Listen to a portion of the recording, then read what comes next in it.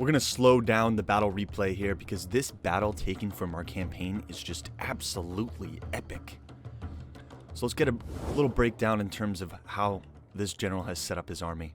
Appears he has some sort of ambushing force hidden here into the woodlands to his right flank. Holding the main defensive line is a slightly bowed line of Rorari in defensive formation and their disciplined formation. Now these peasant class soldiers are about to stand up against an enormous army, ready to crash down. They came into Rome to invade. These are the Venetian forces. The army is a strange name, known as the Son of Smertios, which is, quite frankly, stupid. So, for those reasons, Rome has to be victorious. At the very front, we have some slinger units here to harass any incoming cavalry charges. The barbarians are notoriously disorganized.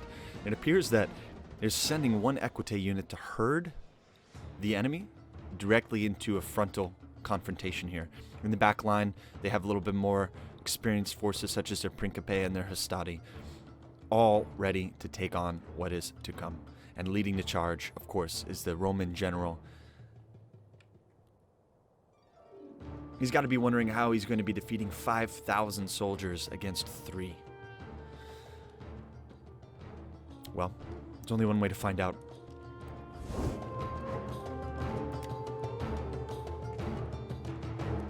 Let's check out the formation here under the beautiful Tuscan sun at the foothills of Rome. This northern army has been successfully conquesting throughout all of Cisalpania and northern Latium. And it seems that the Venetian army has answered. These used to be their friends. They had trade agreements, non-aggression pacts, and out of nowhere, the Venetian king decided to betray whatever contract Rome has made. Now, Rome makes these contracts with the utmost sincerity. It is a sacred pact between them and their gods. So this has been a complete betrayal. We have a oncoming force here of light cavalry, it appears, charging the slinger unit, and they might succeed in getting a rear charge here. Then again, maybe not. This seems to be some sort of trap led by Sextimus Decimus. Really, what is it? Decimus? It's Rufus. His last name's Rufus. In an ingenious maneuver, it looks like the Roman general put his equites on the right, forcing the cavalry to run the gauntlet of pilum and javelin throws. Well executed. And at the tail end, it seems that they've crashed in on these forces. I mean, absolutely destroying this cavalry unit. Hopefully there weren't too many friendly fire shots here, but the risk was well worth it. It seems that the enemy is trying to envelop the smaller Roman army, which makes sense. That is a logical thing to do. Equites on the left has succeeded in their assault, but it appears that there's ambushing slinger fire about to come in. Oh my goodness.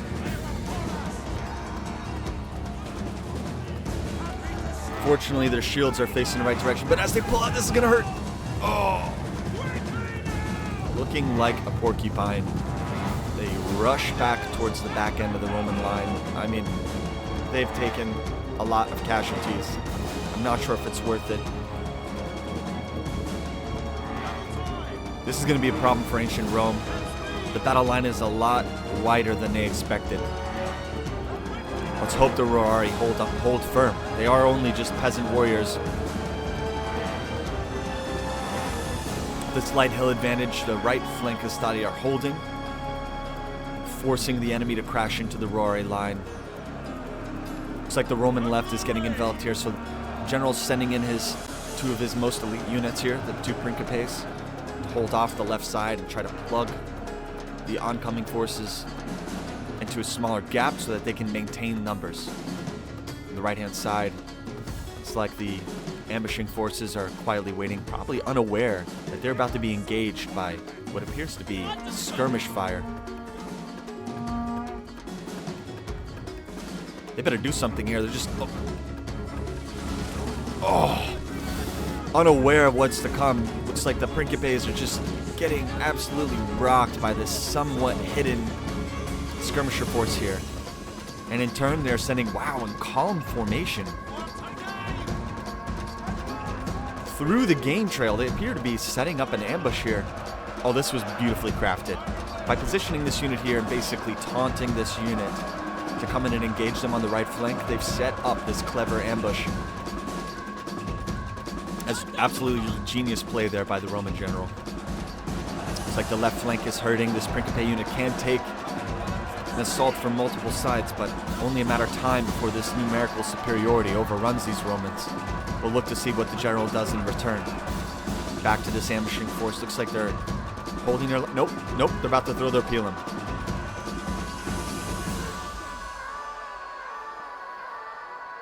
Let's see how effective this is. Canceling their charge. Nope, there we go. Directly into the backs of the enemy. They are completely unaware. It wasn't the most effective throw. In fact, I think there was some friendly fire issues. I don't see any Pila sticking out of our friendly units here. Not that effective, probably because of this hill. The arc itself removed the effectiveness of the javelin throw. That is a factor in Rome Total War. It's like the Roman general's wheeling his abundance of skirmish forces here on the left into the woods, basically duplicating what happened against their equites before. Going to whittle down, I'm assuming, this portion of the enemy who seem very happy to be there, but completely unaware. They're about to have thousands of stones hurled at their heads at high speeds. This Stati have pushed in, flanking this unit. Now they're being assaulted from both sides, scaring off some enemy barbarians to back up and try to reinforce. Looks like this Rorari line held firm. The right flank should be doing well. Principes aren't moving up aggressively. It looks like they're just trying to hold the line as opposed to crashing through. Though that seems to be changing now. They're moving into a more aggressive maneuver. Pinning down this unit, most likely for this group of skirmisher forces, and moving the heroic Equite, who's just absolutely battle-hardened from that previous skirmish where they took easily half their casualties. In a heroic positioning here, looks like they're going directly under the bullets. That's so epic.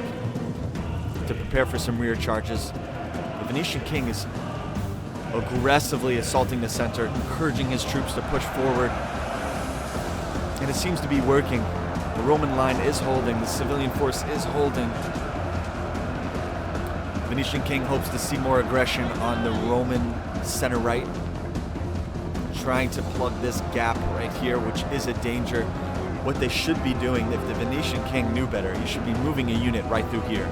Although this Roman unit here seems to be countering that exact moment. Oh no, the Triarii, the Roman Triarii are just taking hits. They are getting bloodied in the front. They are poorly positioned. An absolute waste of the most elite soldiers in the Roman army. And the king just stoically waiting, making sure his units are well organized. Oh, it appears the Roman slingers had taken the hill and getting a somewhat decent angle for some shots, just for some help with this Principe. Hopefully that'll open up some options while moving what appears to be some Levy javelin men through the woods.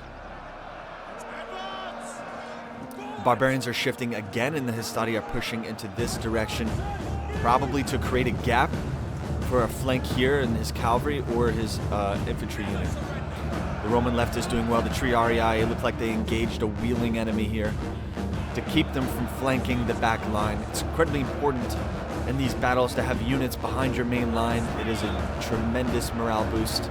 If it's absolutely vacant, these units get a little concerned. They like knowing that there's some support unit.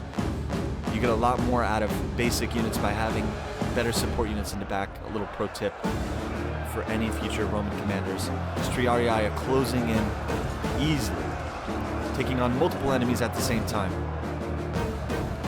A repositioning here. It appears the Romans are sending in a unit of Hastati straight through the gap. Are they going to do it? Yes. Gearing up for an epic flank. This is Roman commanding at its finest. Pinning down the enemy and moving additional units in for a flank. Look at how well crafted the Roman right is. With ambush forces taking on this, whatever hill elevation they have, it's not much, but the obscurity, moving units through this hill path, this seem to be providing some openings. In retaliation, looks like the Venetian king is moving. Oh, no. The Venetian king is coming in for a cycle charge. They need a brace. They're not braced. Oh, devastating charge into this Roman Hastati. I fear they might lose this battle, actually. That might have been a complete waste by the Roman general. Good spatial awareness by the Venetian general here. But no, he's pulling out. Well, I guess that's the wise thing to do. They are completely disorganized. This is a shock cavalry noble cav unit, not intended for prolonged engagement. But for some strange reason, a portion of the Hastati have followed the noble cav. And oh no. This group of 12, 15 soldiers are about to get... The noble cav are exhausted. If it wasn't for the exhausted cavalry, these units would not be standing here today. No chance.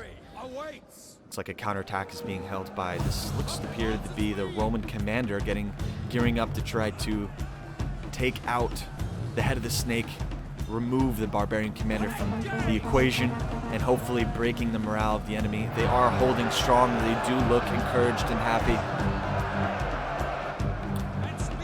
Although Rome succeeds in grind fights, at the moment their army is still fledgling. It's mostly citizen soldiers. They need to be effective. It's like the Roman commander has bailed and returning for a cycle charge.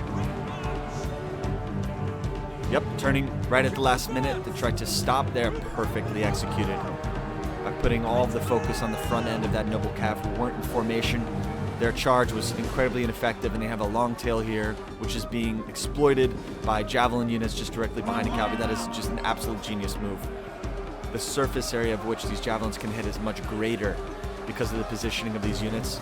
So there's a lot less risk for friendly fire, and considering this is a superior cavalry unit, the risk has to be taken.